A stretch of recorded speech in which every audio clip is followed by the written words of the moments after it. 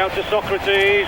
Socrates still trying to get the opening. Oh, Socrates! Whoa! And there it is. The crazy gang have beaten the Culture Club. Maggie Thatcher, can you hear me? Maggie Thatcher, your boys took a hell of a beating. Your boys took a hell of a beating.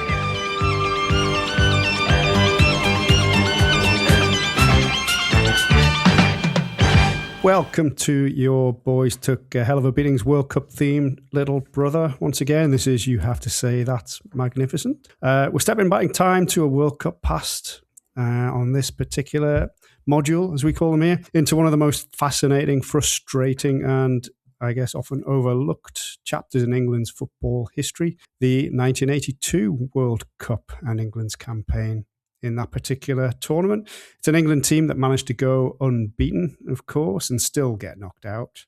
A team full of good players, but a tournament, I guess, full of what-ifs, but one that perhaps doesn't get talked about nearly enough in England's football history. So let's try and correct that in this particular pod. But before we get into all that, I've got two amigos heading back to España 82 with me today. First, El Scraggy, as I'm sure you would have been known if you'd ventured to La Liga in the 1980s. Evening, Stephen. Looking forward to this. I've got my were the 25 peseta coins with the España 82 ball and stuff like that on it.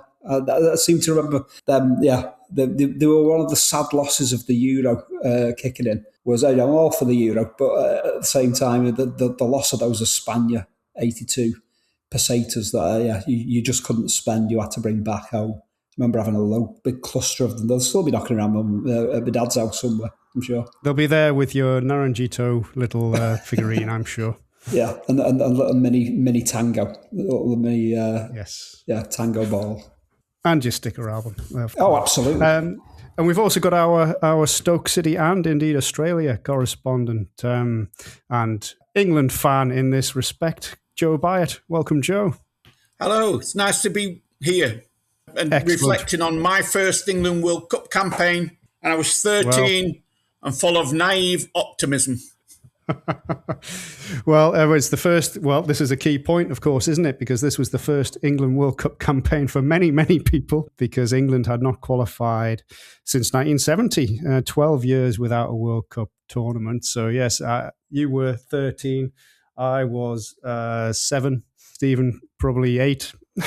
And first for us all with different levels of optimism and naivety, I'm quite sure. But yes, not knowing what we were getting ourselves into. But yeah, that leads in perfectly. It's an entire generation of fans who'd never seen England on the World Cup stage. And yet, if we set the scene a little, this was a time of English club football being on something of a high, a string of European Cup wins in the late 70s and early 1980s. The country itself, mind you, a bit of a turbulent time, economic struggles, social unrest, hooliganism, all making the headlines. The European Championship, which was England's first tournament for a decade, 1980, hardly helped matters on that front.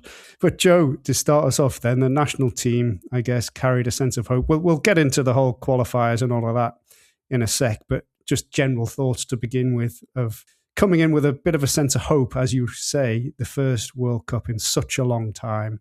Yeah, a sense of hope, but it was naivety, because if you looked at some of the other teams there, we'd been indoctrinated into believing, Peter Shilton, the best goalkeeper in the world, Kevin Keegan. Don't tell Stephen that. Forward in the world. And you just get this thing, we're bound winning because we've got all these great players. Oblivious to the fact that, Italy had Zoff, Germany had Schumacher, France had Platini, who were, sorry to say this, but better than ours. Keegan might have matched them, but that's about it. And it turns out Keegan was injured anyway. Keegan of a couple of years earlier might have matched them probably better, or Keegan, right, who was fully fit and healthy. But yes, we'll certainly get on to that. Keegan was, for a while, when he went to Hamburg, amongst the best players in the world. Unfortunately for England, it was between World Cups. And the European Championship didn't have anything like the prestige then it's got now. So we never really saw him on the biggest international stage. Well, Euro 1980 is a whole chapter in itself, isn't it? Of what a weird Oh, yeah. tournament that was, with hardly anybody there. Awful football, and awful people attending in some cases as well. Was not a good thing all round. Stephen, some initial thoughts on England '82, and we'll get into specifics in general. But Peter Shilton, what could possibly go wrong with the best goalie in England there? Yeah, it's a subjective matter. I think subjective matter. Most of us at Your Boys took unbeaten sway the opposite side. It's a bit like the Beatles and the Rolling Stones and all that type of stuff. Which side do you go for there? And the thing is about Shilton, I mean, there's been a lot of modern day revisionism that I think all of us have been guilty of. But he was one of the world's best shot stoppers. And 78 to 82, he was within his sweet spot. That said, he was a shot stopper. That's the difference between an all-round goalkeeper, a sweeper keeper, if we will, and the shot stoppers. It's like the tennis players. Are you a baseliner who just stands at the back of the line and clubs it into submission? Or do you play the serve and volley? Clements is your serve and volley, and Peter Shilton's your baseliner. And that's that's the difference, splitting the difference between the two. But in wider circumstances, wider panorama. This is my first World Cup. We've spoken about it so many times. Is that 78 it kind of feels like it's your World Cup because you are so indoctrinated by it over those years building up to 82. You see the ticker tape, you see Kempes, you know all of these players, but no recollection of watching 78 at all. 82 is where it's at, but you this huge sense of anticipation, and England kind of play a part in that, even though it was never kind of like brought up to be told that they're your team and we're meant to support these. I suppose it should be common sense, but it never was. It was never like that. We were always kind of like, which team's got more Liverpool players in it? If Scotland had more Liverpool players, it's Scotland I'm shouting for.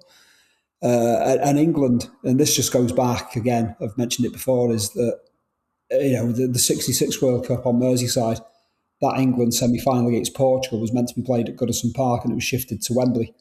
And this is the genesis, really, of why there's been an antipathy, shall we say, a fractured relationship between Merseyside and the England national team. It's there, but it's not ours. It's that type of thing. It's like the school team. If you're playing football as an 11-year-old, under 11 team, you play for your regular team on a Saturday morning, and then one day after school in the week there's the school team, and that's how it always felt with England. England was the school team, and your club team was your proper team. But within that, you are told a million times over that England haven't been in the World Cup for 12 years. You've had the Panini sticker book. You've picked out, I gotta say, I love that Admiral kit. Those Admiral kits, which are so polarising. I adore them because it's the first England kit that I remember. So it just has this kind of reset image. So yeah, everything about the '82 World Cup was just glorious at the time and remains glorious now. Yes, there's imperfections, there's warts and all that type of thing, but '82 was glorious, and all 24 teams who were there play their part in that, and there's a even though England aren't my team as such, they play their part, and there's a fascination within that as well. And of course, this time more than any other time, Stephen, this time they'll find a way to get away and get it right, won't they? I'm sure they'll get it right as long as they pick the right goalkeeper and Keegan's fit. Anyway, let's roll back a little bit. Joe, obviously before we get at the '82 campaign and the qualifiers, which was a story in itself as well, those years in the World Cup wilderness, as much as England were sort of knocked out, I guess, I don't want to say harshly, they was deservedly, but by teams who actually went on and did really, really well in both of those tournaments, Poland 74, Italy 78, so I guess unfortunate in some respects. But how much harm did that do English football, do you think? Or maybe is it more of how we perceived the international players of that era, or how we now perceive the international players of that era? The harm came when we didn't see the warnings. In 1972, in the European Championship, West Germany absolutely dominated us at Wembley and won 3-1. right? And the signs were there then, but we just carried on. And the 60s ended for England at Wembley against Poland. And we seemed amazed that we got knocked out by Poland, as if it was not possible. And whereas that night against Poland, you could watch any YouTube clip. England played really well, created lots of chances, but they were completely ignorant to the fact that Poland were a very good team. And they finished third in 1974. So when 72, the warning signs were there, we didn't take them on. We just carried on doing what we're doing. The game was expanding, and we just stayed doing what we were doing, with all the based on work rate and the second ball. And we didn't really adapt. 1978, well, it came down to the game in Rome. And, winning in Rome would have been a huge, huge deal. But the fact that, again, when you watch that back, they absolutely hammered us. We were lucky to lose 2-0 in Rome. And then you move on. And we did qualify for 1980, but, our showing was probably in line with the tournament itself, which was, as we referred to earlier, was a poor tournament all round. So when we eventually limped to 1982, it was a real rebirth, and it was fantastic to be there. But what sort of says it all is that immediately after, in the BBC studio, Jimmy Hill came in to say, "Oh, England is 16-1 to lift the trophy." You think, well, at the time, you're involved in that. On reflection, you think, blimey, we lift the trophy. We've qualified by the skin of our teeth, really. If anybody else did it, we'd just be saying how lucky they were. Well, you're actually right there. I mean, qualifying was far from smooth or chaotic, you might say, at times. There was a defeat in Switzerland. But then, especially from our perspective, Stephen, a rather iconic loss in Norway prompted a certain bit of commentary that we may have robbed for our podcast, giving us a nice title, if nothing else. But a match that suggested England were, struggling, shall we say. And as Joe's talking about there, Poland and Italy, England was sort of narrowly missed out to very good teams. This is England now potentially missing out off the back of part-time Norwegians and a good Swiss team, but not the elite. No, within a qualifying system where the top two are going through in this group, that's a pretty Hungary, the top team in the group that England actually beat twice, and yes. Still struggled and finished behind them. still struggled. Yeah, it was so scattergun. I don't know. I'd have to look it up, but the numbers of different players that played during those qualifiers are ludicrous. You can split Ron Greenwood's England reign into two. You've got this span where if you go from Italy November 77 to kind of late 79. You've got this well-balanced kind of like side that virtually picks itself apart from a few changes here and there along the way to this kind of Euro 80 into the 1982 World Cup qualifiers where there's just this incredible revolving door nature to kind of like who plays and who doesn't. And the changes just bring this total lack of clarity to the England side that play such a huge part in these embarrassing defeats that they have in Basel and Oslo. And I can remember watching those games, live on television. They were, and there was no, kind of like devastation in me. It was just kind of like just in awe of the poor performances and what they were doing. And these teams who were kind of like. The players are just kind of like they trip off the tongue, and it was kind of like these were kind of like first division heavyweights, and in some circumstances, playing the football abroad, with Keegan, and you were looking at it and thinking, how is this set of players doing that? And there was just this kind of, just this kind of almost like an admiration of how self-destructive it all was. Because it was, and again, going back to say that, they're never told that it was my team. So it was kind of like, it was just, you were able just to watch it. And I've always been able to do that with England, is that just watch it for what they are and how it is and call it as I see it. And just not have that investment of saying, there's no rose-tinted spectacles that you have with your club teams and stuff like that. So I can remember watching these games and thinking, how are you doing what you're doing here? It was just this sense of awe about it all, in the most peculiar manner, though. And England lost in Romania as well, didn't they? So their only away victory in this whole thing was against the unlikely one in Budapest. Yeah, it's incredible. It's Romania, I guess, were the ones who could have denied England place at the finals. They'd lost a month before the end of the campaign at home to Switzerland, and I guess that's what really cost them a victory in that, and England would have been gone. Did they take? It was either 1 or 2 points from the last 3 games. They didn't win any of those last 3 games that they played. And this is a Romania who were playing under Stefan Kovacs, who was the man that picked up the Ajax baton from Rinus Michels and won the European Cup in 72 and 73, and had this Ajax side that, he kind of let the handbrake off, and they just played the most beautiful football in those second and third European Cup wins. And there's Kovacs at the helm of Romania, yet somehow they managed to hit the self-destruct button and off. And it was so bizarre that by the time that Hungary took England on at Wembley, I think England needed a draw. A draw was good, and that was insane considering the last qualifier they played was the defeat in Oslo.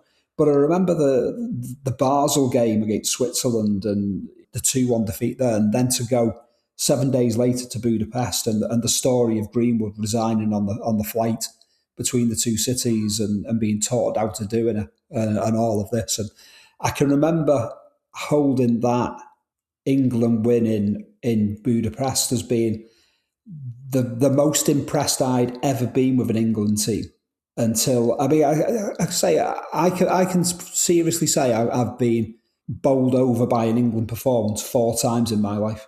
Don't get me wrong, there's been a lot of England games I've not watched, in the last, I'd probably say certainly since, the 98 World Cup. So the last 25 years, 25 years maybe, I've watched very little in the way of England, certainly outside of tournament football.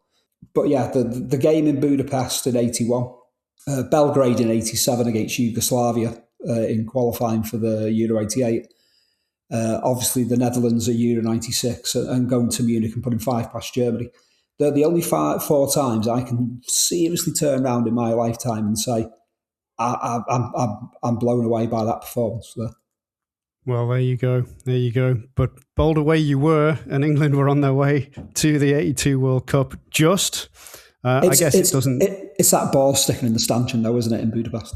That's one of the great sights of the campaign, the ball in the stanchion, and the goalkeeper disconsolately knocking it out. And also, just on the stroke of half-time, Hungary equalised, and we thought we were done for. But we actually showed some rare resilience to come back and win that game. It was a really good performance and a really great result. Well, and then the undid it all in Norway on that day, where we took a hell of a beating. We did indeed. What a great quote that would be. Anyway, we're off to the World Cup, and I guess it doesn't matter how you qualify as long as you do qualify. It's all a clean slate once you get there. So this is a team then with Ron Greenwood in charge. Not everybody's favourite, the people's favourite, Brian Clough, as many would have wanted back in, a few years before when Don Revie was departing the scene. Ron Greenwood, I guess he was a bit of a calm, thoughtful figure trying to rebuild England that, as we've talked about, were a bit of a low ebb, not a shouter, not a disciplinarian, really, a bit more of a safe pair of hands, dare we say. Yeah, and that's the thing, a safe pair of hands. And after the traitorous, a lot of people considered Revie's exit to be traitorous. And that safe pair of hands, the steady calmness was widely believed to be what was needed. I understand the clamour for Clough, but it would not have been a safe pair of hands to get back on track. It would have been quite turbulent. Totally understandable. Yeah, it's an understandable decision, wasn't it? Off the back of what had just happened with Don Revie, as you say, a strong-willed character. Middlesbrough people, I guess, are like that, aren't they? Brian Clough and Don Revie, and I'm sure we know 1 or 2 of our own who may not fit that description. But yeah, exactly. I think the steadier ship in this particular storm was probably a wise choice. And yeah, he's guided England to 2 tournaments, so by hook or by crook anyway. But he had a mix of experienced players and emerging new talent in his squad. We've talked about Keegan, of course, double Ballon d'Or winning, excellent, highly skilled dynamo, if you like. You can do plenty. But to support him, we had the likes of Ray Wilkins, of course, Glenn Hoddle coming through this time. We had Bryan Robson also coming through. Trevor Brooking as well. We've got Trevor Francis. There's some talent in this squad. Like Joe, as you alluded to earlier, when you're talking about the names who are involved, there is some talent, but a team takes a bit more than just a list of talented names. You need belief and all those cliches, don't you? And at times throughout the campaign, I'm not sure we had it. In fact, we seemed to have it earlier on, then it ebbed away. That was when it really showed. I mean, like against Hungary, France equalised, but we just carried on playing as if, well, we'll just carry, sometimes teams crumble, but we were confident enough at that point to just continue, and we deservedly won. But, France were paced themselves to win the whole tournament. And later on, we looked a bit broken, to be honest. We'll delve into the games. Stephen, I guess the backdrop we probably should mention to all of this as well is we've talked of some societal issues, football hooliganism, bad reputation, and so on. But there's also politically and socially as well. So politically, we've obviously got the Falklands War kicking off around this time also, or it was in progress as in the lead up to this World Cup. And there was talk of there's 3 UK nations, of course, in this particular tournament, England, Scotland, Northern Ireland, of whether they should withdraw because there's tension with Spain, who were backing Argentina.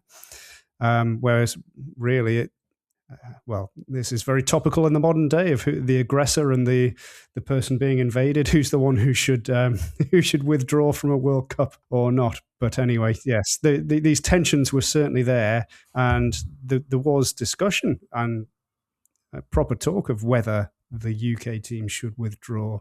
So you've got a World Cup build-up, Stephen, that's got various other influences going on. It definitely has. I mean, it's within an era of kind of, rancor in terms of dragging sport into politics, and there's the module in itself that needs doing. Can you seriously unpick the two?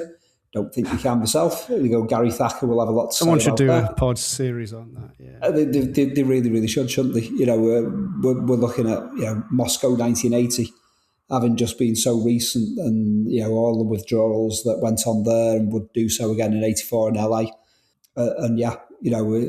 history repeating itself. 2026 looms, and will at least one nation be playing or not. The backdrop of '82 was quite seismic, and rumbled on for quite some time because we'd had the 1982 FA Cup final. Osvaldo Aldiles had departed the country for a while.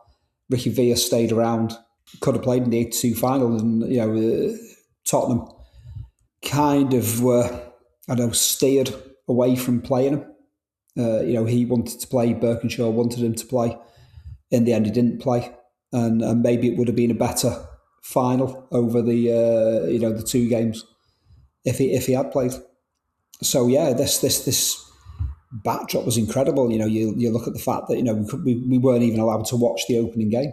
Argentina taking on Belgium, and it just hung over everything. So you're gearing up for this World Cup, and then it's kind of like, well, the World Cup's starting tonight, and we're not able to watch this game. What even is this for an 8-year-old who's got his Panini sticker book and massively looking forward to seeing 2 resplendent kits. That Belgium kit in '80 and '82 was pretty special one as well, with Coventry City vibes almost. But within that we'd seen wall to wall Kempes.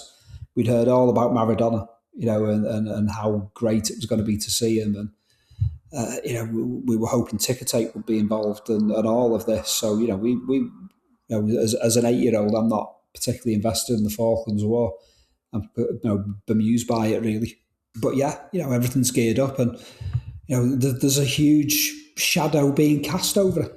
Yeah, absolutely. And I guess it's fortunate that England and Argentina were kept apart. Scotland and Argentina were originally drawn together, of course, but then the balls had to be put back in the pot for a whole variety of screw-up reasons. We eventually got Scotland elsewhere. So it's probably, as much as England is obviously the one that resonates politically, there were these other UK nations too, so it would have been a diplomatic incident as well, I'm sure, had Scotland had to face Argentina. But we didn't get that, and instead we got England in a group with France, Czechoslovakia, and Kuwait. On the face of it, a relatively favourable draw. This is France very much on the rise, but in terms of World Cup heritage, they didn't have a lot at this point. They'd been decent in '78, hadn't been at Euro '80. So there's not a lot of heritage there, despite obviously some of the names that we know about and club sides doing well. So they were obviously strong. Czechoslovakia, who'd won the Euros in '76, but were very much on the wane by this point. And the unknown quantity, or minnows as we called them back in the day, of Kuwait. But yeah, as you said, Joe, England got off to the perfect start. Now, if only we could have visuals on here, we'd see a lovely picture of 13-year-old Joe and his siblings with a glorious England flag. Jumping around the living room in the Stoke suburbia. But unfortunately, you'll just have to hear all about it instead. But yes, so we got off to an incredible start. I remember actually missing this opening goal because I was at a friend's house and getting some snack or other from his mother and missed this goal because it was so damn quick. 27 seconds in, and I got shouted through saying, "We've already taken the lead." What? This is how good World Cups are. England take the lead after 27 seconds. Bryan Robson scoring in this case. Mistakenly referred to in some places as the fastest ever World Cup goal at the time. It had been soundly beaten by something in 1962, so let's put the record straight on that one. But that said, it was a fantastic start, an explosive start back at the World Cup, a great way to announce your return. England did obviously go on to win 3-1. And Joe, I guess suddenly people are now thinking, well, this team, hang on, they might actually be as good as we maybe perceive them to be. Yeah, there was optimism. I remember Brian Clough saying, it's just what the doctor ordered. And it was, because it was better than anybody expected, and it was a pretty resounding victory against the team which was considered to be, up and coming, talented. So to win in style and relative comfort was a big relief. And we were looking ahead to Czechoslovakia and hoping we could maintain it. And we did, although one point which has to be made is that we scored 3 against France. We beat Czechoslovakia 2-0. The first was an horrendous goalkeeping error, and the second was an own goal. Now, I don't want to be a negative picking with everything because they all count, but it wasn't swashbuckling stuff, but a win's a win, so we were delighted. And amongst the England fans in Bilbao, they all thought that night, we're going to win the World Cup, So, and that's one of the things that came back. I guess we're quite used to fairly steady opening matches for World Cups for England campaign. So sometimes they got off to a good start. Sometimes it's been a bit of a disappointing draw, but you're still in the group, or narrow defeats like Italy in 2014 and so on. This was utterly different. And has there been a more exciting start to a World Cup from an England team? I can't think. I'm probably forgetting something, but I can't think of one. Well, in 2006, the first 5 minutes against Paraguay were fantastic. The rest of it well, not the rest of it, though, yeah. At least in this case, it carried on for the whole game. But yeah, okay, let's declare that the best opening match to an England World Cup in history, at least the history we can all remember at this point in time. And yes, you're right, they went on to play Czechoslovakia, a 2-0 victory there, and then 1-0 over Kuwait. And if there's anything, there's a bit of a pattern here, 3, then 2, then 1. I wonder if 0 is coming in the near future, but we'll get to that. We'll get to that. But Stephen, England finished the group stage then with a 100% record. Okay, it was not spectacular in every instance, the opening game aside, but this is something only Brazil matched, and this is a rather dazzling Brazil team. So England should be quite pleased with how it's gone. Of course, you don't always win World Cups in the group stage. Well, you don't at all. But, a good start. We've had Bryan Robson, your favourite Manchester United player of all time, coming through, really emerging, I guess, as a strong leader in midfield. This is him. Yeah. One thing about Robson is, I think he's the only player who played every qualifier, and this tournament is when he really cemented his position as England's mainstay. It was brilliant. He was definitely a man in form in that tournament. I mean, Dave Bowler's the one to kind of wax lyrical about the West Brom version of Bryan Robson being a million miles better than the Manchester United version. And I think in '82 you've still got elements of the West Brom Bryan Robson at play here before the injuries seriously kick in. It is mad to think that he was fantastic for England in that World Cup. There's no two ways about it. Yet, in terms of international football, he never quite builds on that. Yes, he goes on to win like 90 odd caps for England. A huge amount of them as captain. Yet, failing to qualify for Euro '84, the dislocated shoulder in '86, capitulation collectively in '88, and then injured again in 1990. So this is as good as it gets for Bryan Robson. And within that, he does absorb a lot of light, increasingly so across the decade, obviously. But what you've got is a lot of balance in that centre of that midfield. I mean, I'm a huge advocate for Ray Wilkins as well. I think Ray Wilkins is one of the most un-English English internationals that ever was. He'd be nowadays, if a player like that is playing that type of football in the Spanish national side, Italy would love a Ray Wilkins type of player to be spreading the ball around and all of that. I thought Wilkins was a magnificent player. So it's understandable why Glenn Hoddle can't break into that, but within that, there's balance in that midfield, but there is also a lack of adventure in the wider term. What he tends to do, I mean, I spoke earlier about Greenwood's 77 to 79 side and the balance that they had. It would be Trevor Brooking and Ray Wilkins in the centre of that midfield at that point in time, occasionally Terry McDermott. It'd be Steve Coppell down one wing and Peter Barnes down the other. And then they kind of take Peter Barnes out of that, and the England side loses that balance going into Euro 80 and continues to labour on without that type of balance throughout the 82 World Cup qualifiers. But then Greenwood does go back to basics and opts for balance. But instead of Tony Morley, who should have been down that left wing, far more expansive, who doesn't even make the squad. It's Graham Ricks, who was always an okay player. But Tony Morley could actually run at players, beat them, and he just won the European Cup.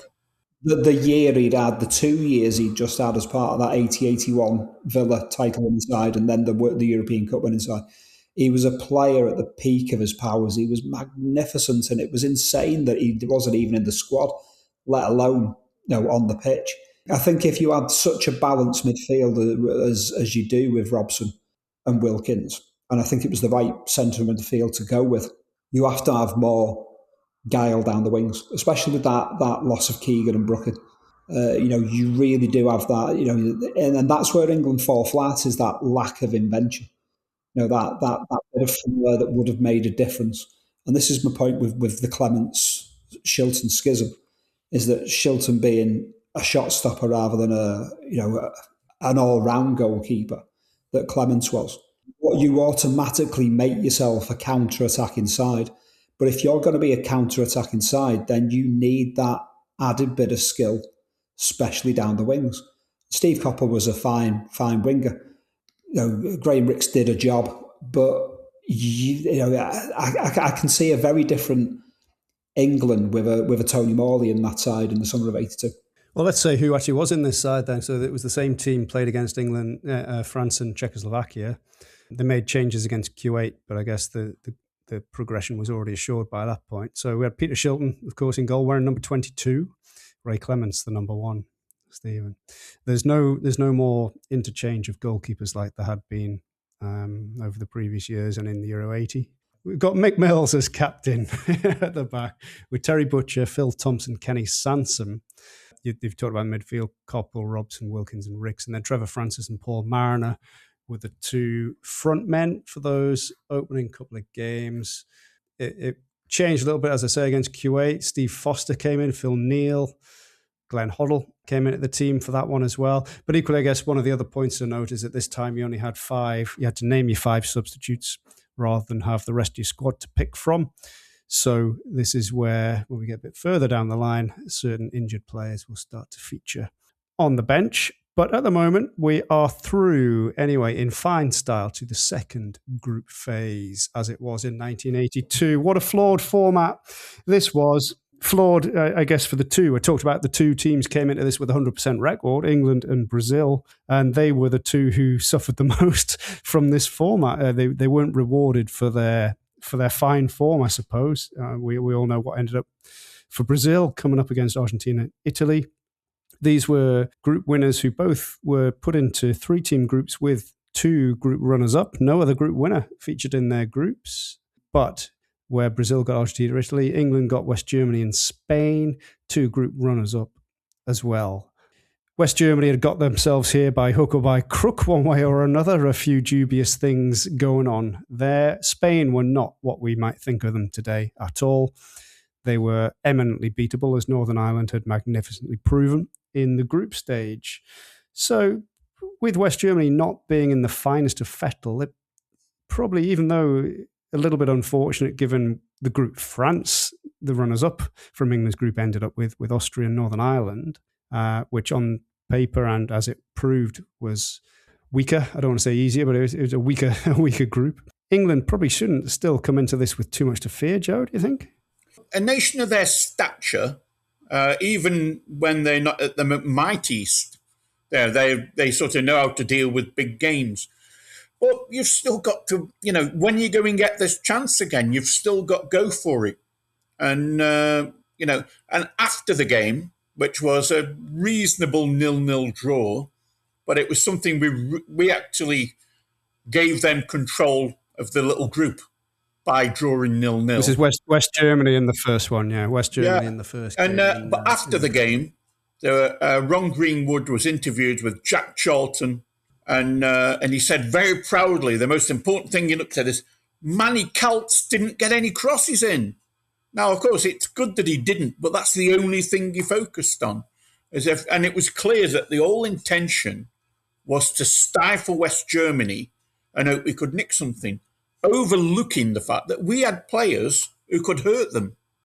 No, you're absolutely right there. I mean, in terms of the lineup, it was the same 11 for England that I referred to earlier from the France and Czechoslovakia games that played. But yeah, West Germany were not in a great shape. They'd been beaten by Algeria. They'd had to have the nice agreement with Austria just to get to this stage. And I guess they're always strong. There's the old cliche, they're always strong, aren't they? But this was an opportunity to really push on. There's a semi-final place at stake. 1 from 3 will get there. You can't really sit and rest on your laurels too much. I suppose I understand a little bit if you see Spain as the weaker one, as they certainly were at this point, of thinking, well, okay, let's hold what we've got against West Germany and go for it in that game against Spain. But West Germany, of course, then go and beat Spain themselves 2-1 in the second group game. And therefore, everything is now clear and on for England in the final game against Spain at the Santiago Bernabeu, Madrid, in front of, well, not as huge a crowd as actually saw Spain against West Germany, because I suppose they were now, well, they were out, actually. West Germany were too far. They couldn't catch them at all anymore. So Spain were playing for nothing but pride. England had to win by 2 goals, and they were through to a World Cup semi-final. They knew their task. They're against a team who are out and have had a nightmare home World Cup. So what should happen here? But then we have the side issue, I suppose, of Kevin Keegan and Trevor Brooking. Now, before we get into the game itself, these 2 players had been injured ahead of this tournament, and the risk had been taken on both to bring them along. Now, Stephen, this is something we have seen ad nauseam through the years. We could talk Wayne Rooney, we could talk David Beckham, we could talk various others who I've forgotten who would fit this exact narrative. We put all our hopes on whoever the current golden boy is. In this case, it's Kevin Keegan, of course, but Brooking not far behind, I suppose, in that aspect. Put all our eggs in that basket, even though they're injured. So, Stephen, the simple question, therefore, is, should they even have gone to the World Cup? As I remember it, the prospect of Keegan playing was always deemed a likely thing through the group stage. It was always felt that he'll be fit for the next game, and he'll be fit for the game. He's not fit for this one, but he'll be fit for the next one. And I think that was the story of it, and the same for Brooking as well. And you've got to realise just what Keegan and Brooking did in that game in Budapest as well, because they were the driving force behind that England performance in Budapest in the qualifiers to win 3-1 at the NEP Stadium, the NEP Stadium. So I get that, and Keegan was. We've been chatting about it recently, actually, in the WhatsApp group, and me and Dave Bowler did one on the 79-80 Revisited that we've recorded recently. That'll be out later in the year, about the England game against Ireland, and just how much of a difference that Keegan made to that England side and how he made it tick, and just how good of a player he was that falls under the radar for a lot of people nowadays. So I get it. I do get it. But within that, and going into that game against Spain, it comes down to the caution, that always seems to be at play with England when push comes to shove. Steve Coppell's injured, and you take the Q8 game out of the equation. It's the same England lineup for the first two group games against France and Czechoslovakia, as mentioned. The same one for the game against West Germany, where England kind of they're the equal of West Germany in that game. Even maybe marginally the better side. If that's a boxing fight, then maybe they just edge it on points in a split decision. But then Coppell's injured, and then this is where that lack of balance again kind of hampers England in the Spain game. Trevor Francis has scored the last two games, the last two goals that England have scored in the World Cup up to going into this game.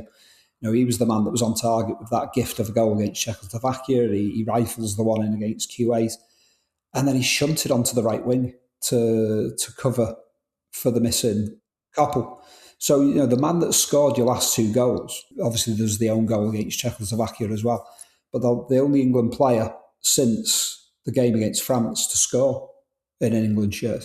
And bring Tony Woodcock in up front. You take him out of the firing line. That doesn't play. I know that's where he started his career, was out on the wing, but, it doesn't work for me. Why would you take the man that's put the ball in the back of the net the last two times out of the firing line? That doesn't make sense. And what doesn't make sense as well is, yes, there's Keegan and Brooking on the bench finally for this game against Spain, but so is Glenn Hoddle. And if you've got Keegan and Brooking on the bench and you can only throw two substitutes on, which was the case in 1982, then you are automatically taking Hoddle completely out of the equation, because you are going to turn to Keegan and Brooking, if you need to throw plan B onto the pitch, which is what happened. So, that boldness in turning around and saying, play Glenn Hoddle, would have been maybe to tinker the system, play more of an Ipswich maybe formation where it's a bit of a diamond shape in midfield rather than the wingers. It was a time to make a brave decision, that game against Spain. And like I say, with Keegan and Brooking on the bench, you automatically diffuse Hoddle as a weapon in that game. Well, indeed. And obviously with England still stuck at 0-0 on the hour mark, the call went out and Trevor Brooking and Kevin Keegan lined up and on they came. Keegan, I know you talk of how he was hoped for to be available much sooner. He'd been driven off to Hamburg during the World Cup as well to go for specialist treatment from his club doctors, or at least the club recommended doctors back in Germany. He'd had an epidural, I believe, as well to help matters in part of that. So he was going to every length to try and get himself some World Cup action, presumably knowing this was his only chance of ever appearing in a World Cup as well. So he had to make every effort, which he did. But yes, in the game, England created their chances, as did Spain. However, Shilton made a few decent saves. Keegan and Brooking came on from the bench. Now, Keegan's missed header is the picture frame moment, I suppose, from this match and ultimately of this England campaign. He famously said afterwards, "No excuses, I should have scored." If I'm being brutally honest, I don't think it was that simple a chance. For many a player, Kevin Keegan probably thinks on a slightly different way to what I do about opportunities. But I guess the fact also remains, though, that England would have had to score another goal as well. So it's almost cast as this is the moment where England lost it. They missed. If only this had gone in, England would have gone through. Well, they wouldn't. They'd have had to do something else as well. And who knows what would have happened had that goal gone in, of course. Well, there's two things about it where, like, before Keegan's, Brooking went through and he had a shot at goal which was a bit lame. And it just, I think Arcanada was the keeper. But overall, to beat Spain by 2 was a tough ask. And before the game, they're in the ITV studio and everybody's buoyant. But Jimmy Greaves came out with some sobering realities, which is, the team's lost the spark. And he said, let's face it, the World Cup semi-final, we're not wanted. Nobody wants us there. The Spanish authorities don't want us there. Nobody will want to play us. FIFA certainly don't want us there. And it was just a sobering reality, and he just brought everything down to earth.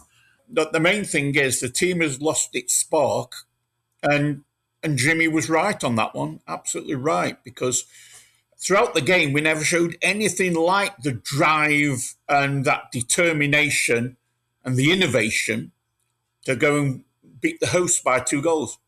We were steady. They were there to be beaten. Is there an element of the playing with a handbrake on that certain Southgate would have been accused of in more recent times, where sometimes you just need to release the shackles and go for it? And if ever there was a time for it, this was it, because you're going out unless you do it. Yeah. Particularly after about half an hour, when we were level, it was an even game. Instead of I can't remember what minute Keegan and Brooking came on. After half an hour, it was clearly an even game. And we know what we've got to do. That was one advantage we had over West Germany. We went in this knowing precisely what we had to do. And we came up quite a way short, really. But I'd be surprised if the rest of the world was either surprised by it or sad to see us exit. And I suppose it's fair to say at this point, this isn't an England with any particularly recent strong tournament performance for people to look back on and think, well, this is a team who should be reaching the semi-finals. But ultimately, yes, a hugely frustrating match, frustrating occasion. It could have been much more than it was. An opportunity gone, and England go home unbeaten, which to me feels a little bit unsatisfactory in some ways, doesn't it? That you're unbeaten. You haven't actually been soundly beaten in a game and lost out in whatever way that may be, through a thrashing or a penalty shootout, humiliation, or whatever it might be. It's a loss. This wasn't we a only loss. Conceded 1 goal. Yeah, and that was in the opening game. But it was a steady decline from that first game onwards, I suppose, is what the real story is. Start spectacularly and just gradually drift off. No humiliation, no sort of epic fail, just gone. A squad with talent and momentum initially, and moments of brilliance were, I guess, undone by injuries, by being a bit too steady, and the bizarre format probably didn't help either. Stephen, what do you think overall? Is it as simple as that? They were just undone by a bit of misfortune, or should they be castigated for, maybe castigated is possibly too strong, but for wastefulness and either a focus on injured players or a lack of focus on really going for it when it mattered?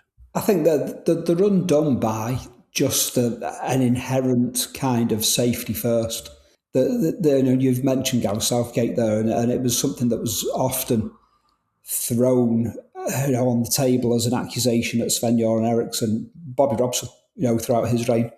There was often that feeling that the handbrake was on, and like I said earlier, fortune favours the brave. You look at what France did beyond that opening game, and the goals that they ploughed in from it's mad that England worked the way backwards, yet France, from that germination of the very same game, opening game that they play against one another, they then go and kind of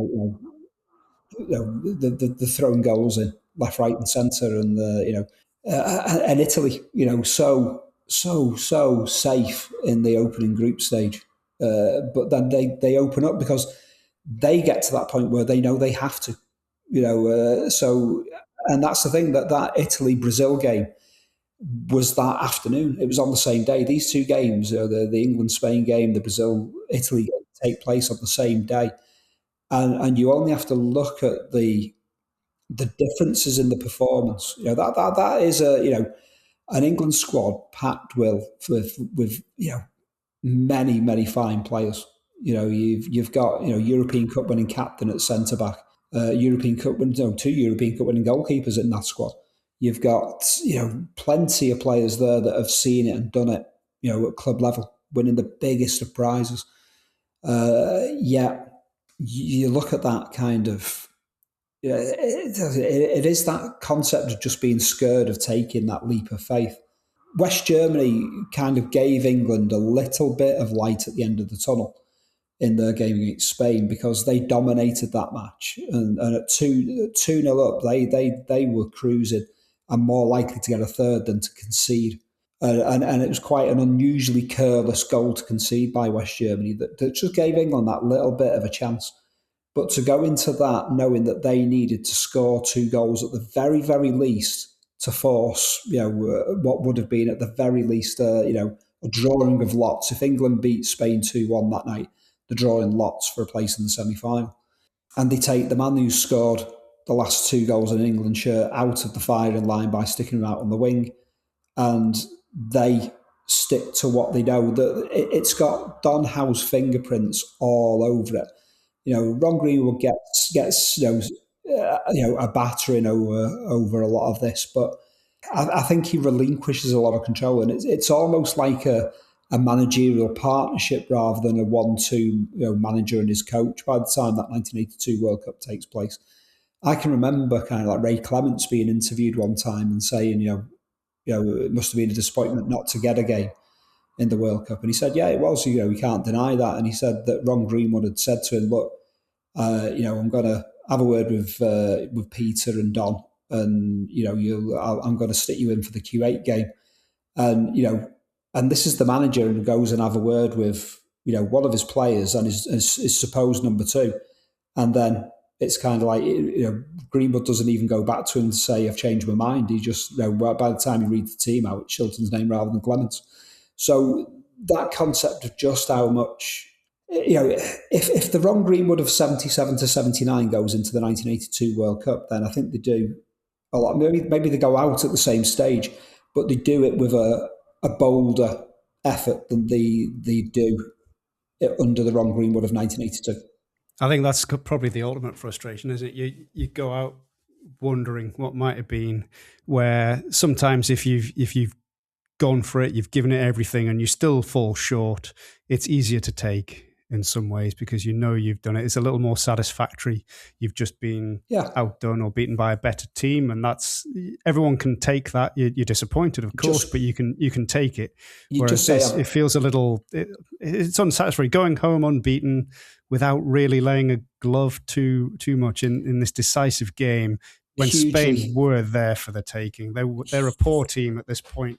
England had the quality to beat them by 2 goals and didn't really push for it. Yeah, too safe, too conservative. They just did not go for it in that, in those big moments in that second phase, as it was. The second phase, absolutely. It was often related, named the second phase. Well, in the same Group tournament, B. You can look at Italy for the lead, because in the group stage, they were considered to be dire and they were reviled. But in the end, they did actually pace themselves to win the tournament. Before Brazil, they beat Argentina in style. So It was about winning the tournament, and that's what they were there for. And Rossi a lot was focused on how poor Rossi was, and he came good. But Rossi might have been holding something back because by then he'd been dogged by a lot of knee injuries and things. So perhaps he was holding back and saving himself for the big stuff. And when it came, Italy delivered. They didn't do too bad in the end, did they? Yes. If we deal with a couple of what ifs, then Joe, if England had managed to find their 2 goals against Spain, they'd have been in a semi-final against France again, the team they'd beaten only a fortnight earlier. In such fine style in the opening game. But France have changed. As you talk there, you grow through a tournament, you improve, and you're playing to win the tournament, not just to win your opening game. France by this stage were significantly better than the France England had played at the start of the campaign.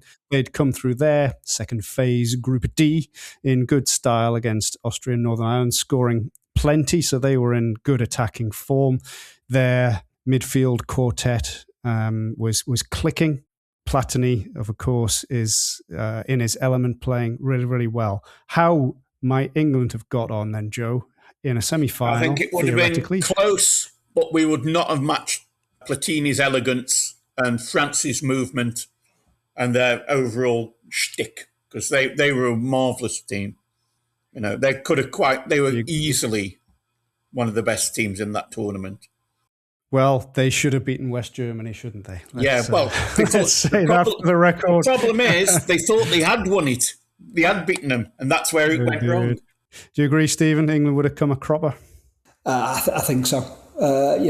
Again, it would have come down to that bit of boldness, that bit of invention that England just weren't capable of. I suppose if they get through to the semi-finals, maybe Keegan and Brooklyn can start, or they can play, more than half an hour, and maybe that would make a little bit of a difference. But yeah, you couldn't really. I couldn't see an England side doing in the semi-final what West Germany did in that semi-final. No, you couldn't see. And there's no way in the world that Peter Shilton's that far off his line to take out Patrick Batterston. That is a certainty. Well, Schumacher had to lift his feet off the ground to do it as well, so that definitely wouldn't have happened.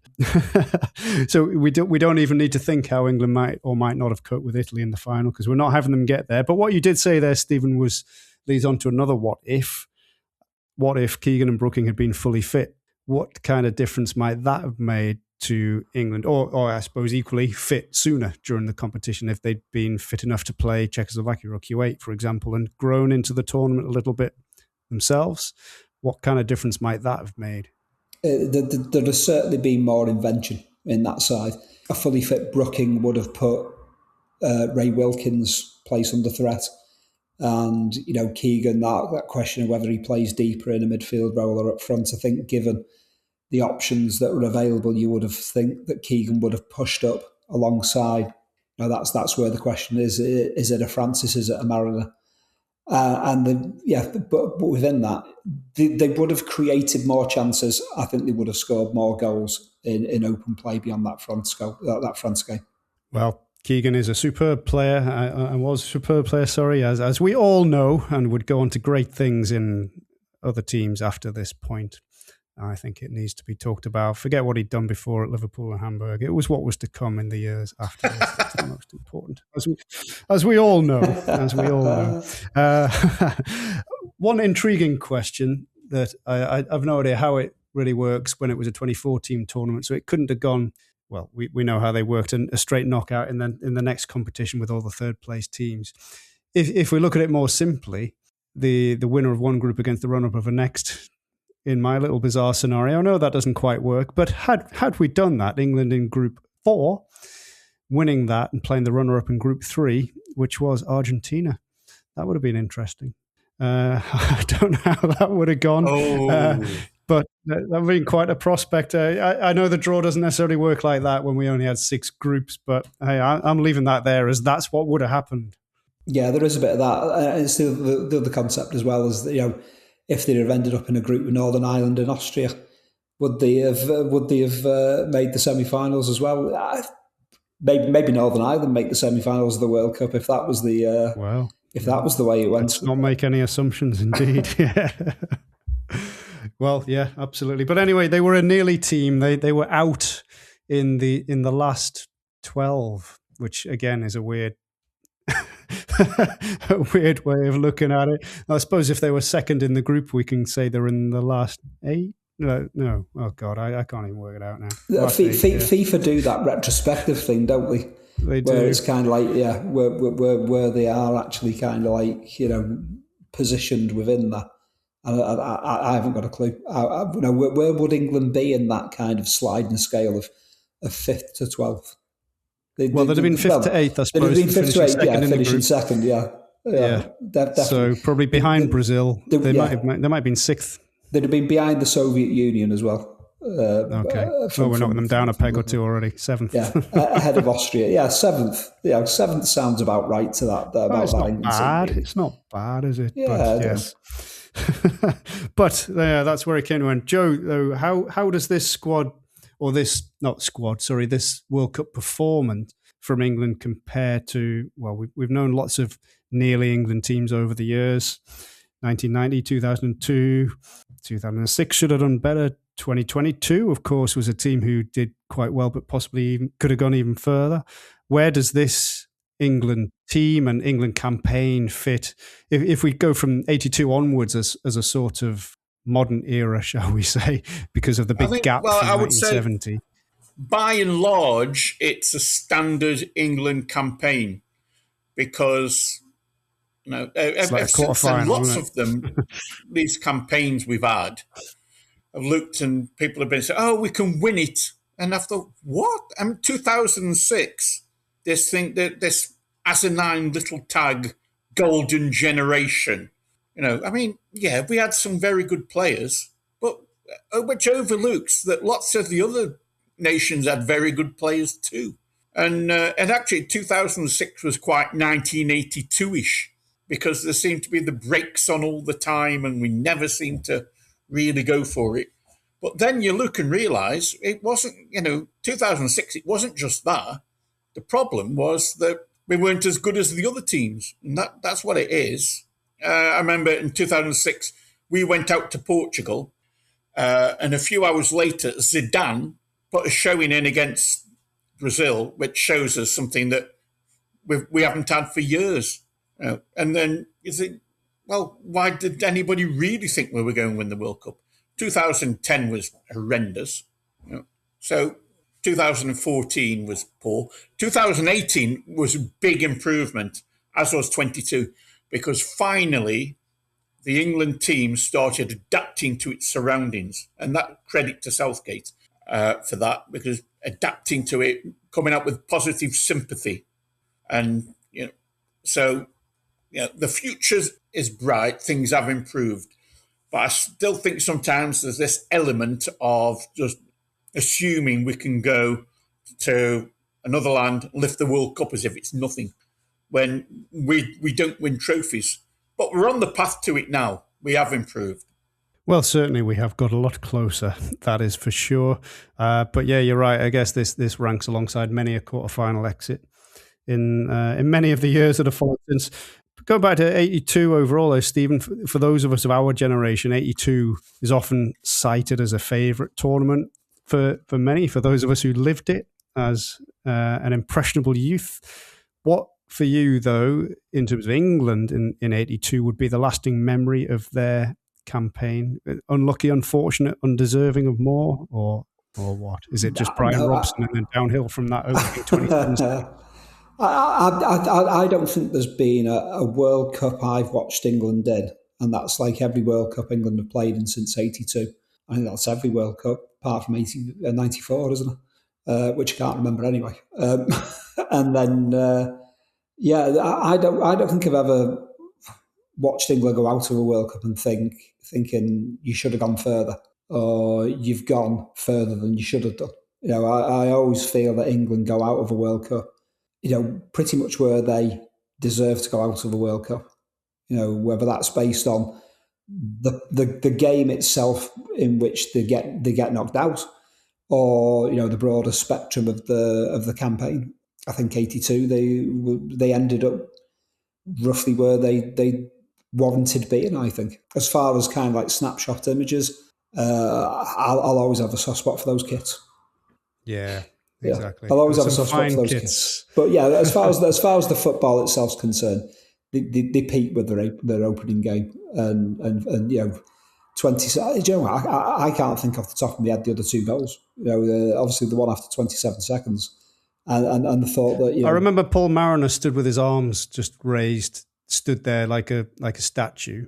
But I don't even know what the goal was like that led to it. Yeah, that's the only image I have of another goal. I can't think off the top of my head what the other two goals were like. Bryan Robson's opening goal, 27 seconds. Did he win a watch or something like that? Was he? It was something like that. I have a feeling he was given a watch by FIFA on the basis of scoring the fastest for having goal. the second fastest goal in World Cup. Yeah, the fastest goal. Yeah, the fastest goal in the World Cup finals ever. That wasn't quite the fastest goal ever. Joe, what about you? Overall images for England that time? Being optimist, being positive. That sort of Robson's celebration after the goal, after the 27-second goal. Mariner when he put the third in, where they're standing there, hands aloft. Those, Well, there you go. Someone remembers it properly. I'm not always miserable.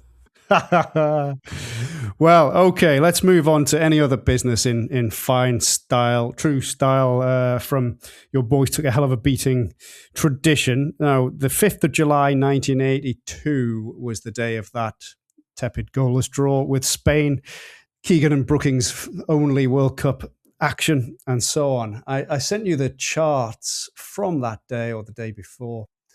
As it was, what I can't see in there is England's World Cup song anywhere, let alone those of Scotland or Northern Ireland either. So I guess that says something about how the countries are feeling at this point of the tournament. I do notice, though, that BBC World Cup Grandstand is in at number 61. So that's marvellous there. What piques your interest in this chart, Joe? Anything that reminds you of those glory days back in Stoke? I'm drawn to Shalimar. Not because the song is particularly great, but Jeffrey Daniel was in Shalimar, and his place in history is that he taught Michael Jackson to do the moonwalk, and that I'm drawn to that one. And also, if you go really low, "Come On Eileen" by Dexys was on the way up, so that was about to become a mainstay of pub bands everywhere, and still is. Yeah, well, that's a great one to mention because that really places us in time, doesn't it? That's because it evokes such. It's so familiar, it's so well known, and yeah, that was the summer of '82. Stephen, what about you? Were you listening to the Fame theme tune? I would have been listening to it, but not by choice. My sister was massively into Fame, the TV program, and all of it as well, and yeah, it was on relentlessly. So yeah, it's one of these things that's a number 4 in this. It's ingrained in my head, but not by choice. I'm going for "I Want Candy" by Bow Wow Wow at number 22. I always loved a bit of Adamant, number 28, Goody Two Shoes, and Paul McCartney. His post Beatles stuff is more miss than hit. It has to be said, even as a Beatles aficionado. But Take It Away is a decent one at 33 as well. And Midgeo, is it number 9? At No Regrets. That's that's a decent version of that as well. We've got Freebird by Lynyrd Skynyrd in here. Was that not earlier, or am I misplacing my history? Yeah. Maybe that's a re-release. Maybe that's a re-release. What I would, in terms of what I'd be noticing at the time, the Fame tune would exactly have been ingrained. My parents watched it, and that song was everywhere at the time. Definitely, you could not get away with it. You couldn't get anywhere. I think all the girls at primary school were very much into the leg warmers and all that type of stuff. It was peak 1980s headbands and leg warmers as far as the eye could see. Absolutely. So I'm not sure any of us would have been illegally recording that from the radio, but. Nope. Will have known every little bit. One thing is, I don't remember Captain Sensible being number 1. Obviously it was, but I don't remember it making number 1. And Captain Sensible is not his real name. You'll be surprised to hear. Well, it was indeed happy talk from Captain Sensible. Number one on the first week of July 1982, when England went out of the World Cup. What else you could be doing if that music didn't quite hit the spot for you is go to the movies to get over your disappointment at England's lack of goals. Stephen, would you be at E.T., Rocky 3, or would you be at the best little whorehouse in Texas? I can remember watching the Dolly Parton Best Little Whorehouse in Texas. I can remember watching that. I mean, Raiders the Lost Ark re-release. Rocky 3. I can remember being kind of like devastated that Rocky's coach had died. And all of that. But yeah, I remember being devastated by that. But what I can remember, in talk of E.T., I can remember watching E.T. in primary school in the hall, a whole school assembly type thing on the big TV, on the big legs on the wheel-in TV. One of the teachers had brought it in on a pirate video, which just it's not going to happen these days. Kids at primary school are not going to be able to see hooky versions of on illegal streams of stuff, which would be the modern version of it. But yeah, I can vividly remember us all watching E.T. in the hall and it being a pirated copy that one of the teachers had brought him. Yes, you just don't get that these days. What has the world come to? Joe, how about you? Anything here that you recall from the time or that piques your interest? I went to picture CET, and it was good fun. I'm also look at Grease 2, which was one of Michelle Pfeiffer's early films. It wasn't a great film, but it hardly held her back, did it? So credit to her for her resilience. It didn't hold her back, that is true, but not a good film. That's Grease on motorbikes. Blade Runner's there. That would have to be the standout one. Blade Runner, that still stands up now. Yeah, Blade Runner's there, just below Firefox. Was that Clint Eastwood in Firefox? I think I'm not sure. I might be wrong. Poltergeist is in there as well. The Thing, Raiders of the Lost Ark. There's a Porky's, cracky, yes. Porky's. Tron's not at the age of 7. I wasn't watching. No. But yeah, Tron's in there as well, though. Number 9, yes. The original Tron. Yeah. But yes, for people of our age, I think this summer was E.T. was it. I definitely saw that more than once at friends' parties, evenings out, and things like that. It was the big thing, far and away. I mean, if you look at the grossing, the money that these films grossed, it is way, way, way ahead of everything. So that is very much what was being viewed in the summer of 1982. But Stephen, you've also sent me the TV schedule from this particular day. And you are quite correct that afternoon we did have Brazil versus Italy on BBC One, whereas the England game arrived later in the evening on ITV, adverts and all, shortly after Coronation Street and the Krypton Factor, which is definitely the thing to watch. I would definitely have been watching the Krypton Factor. Gordon Burns. And if you wanted to avoid the England game, on BBC One, you could have watched a play called 180, a jolly comedy about the passions aroused by a Northern Darts League. That is what BBC One had. 5 women stage a sit-in at the Bluebell pub as a protest at the way they have to take second place to darts matches. They refuse to end their strike until their men agree to give up darts altogether. Well, I mean, if that's the perfect thing as the antidote to the football on the other channel, sounds great. On BBC Two, you could have had The Sound of Music. There we go. That's how you avoided England 0, Spain 0. In 1982. But there we go. We were more focused on the football, of course, as is only right. But there we go. That is England 1982. I'm sure we will delve into many other topics on both England and 1982 in differing aspects over coming episodes of the pod. But thank you, Stephen and Joe, for your contributions this evening. Cheers, fellas. And thank you to everyone listening as well. Do give us a share, a follow, a review if you like it. If you don't, please don't bother. And do listen out for us next time on Your Boys Took a Hell of a Beating. Thank you very much and bye.